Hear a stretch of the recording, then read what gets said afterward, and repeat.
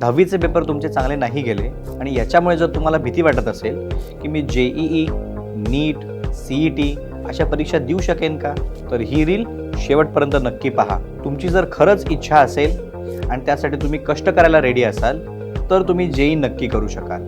पण या 3 गोष्टी तुम्ही नक्की लक्षात ठेवा. हे बघ, तू खूप अभ्यास करशील, खूप मेहनत करशील, पण तरीसुद्धा अपयश हे येऊच शकतं. त्या अपयशाला जिद्दीने सामोरं जाण्याची शक्ती ठेव. सेकंड, तुझा बॅकअप प्लॅन हा नेहमी रेडी ठेव. जर का तू JEEचा अभ्यास करतोयस तर त्याच्यासोबत CET सुद्धा तयारी ही साईड बाय साईड सुरू ठेव की जेणेकरून तुझ्याकडे एक बॅकअप ऑप्शन रेडी राहील. Third and most important, standard 10th मध्ये ज्या तुम्ही चुका केल्या आहेत त्या आयडेंटिफाय करा आणि रेक्टिफाय करा.